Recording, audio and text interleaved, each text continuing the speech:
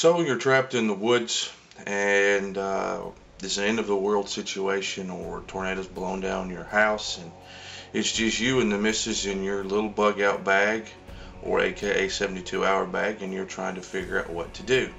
Well, you found some food, you found some water, but the water's not sterile and the food's not cooked.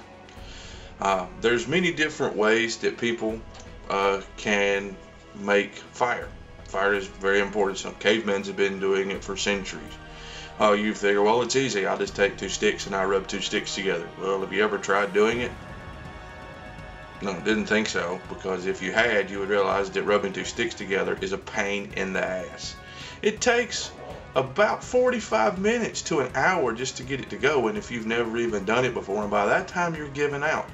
So here are some alternatives that you can possibly use to help you start a fire. Number one, you could buy a book of matches and put them in a Ziploc bag and keep them in your emergency bag. Or you can get a lighter, and guess what? Instant fire. Now, let's say you don't have that. Well, what about taking your old trusty survival knife? A lot of those have the ability to create fire by taking and rubbing fire sticks on them, and they will create sparks. Don't have that? Well, what about stuff that you might have in your first aid kit that can be used to start a fire for you? What's in your first aid kit, you might ask?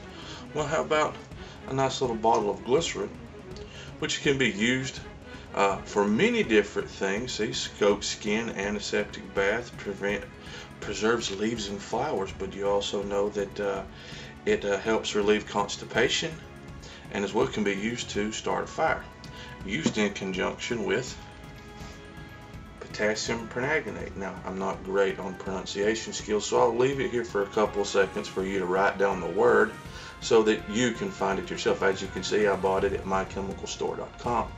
This product has been used by the U.S. military for years.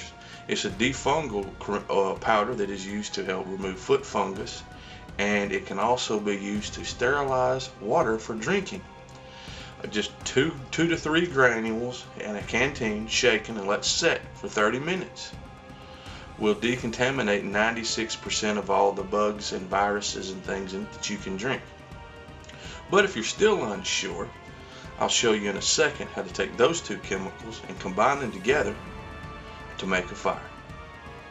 Stay tuned.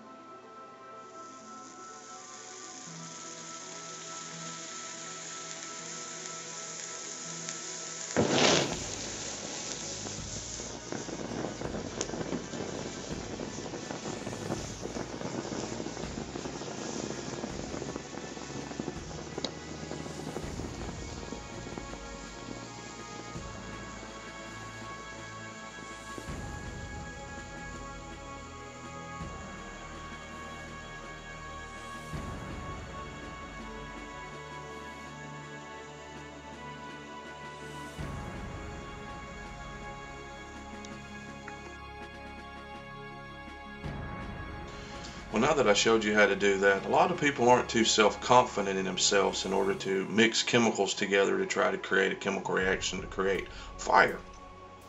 But, you know, I don't see anybody that's too afraid to take and rub a piece of metal onto a piece of metal and create a spark.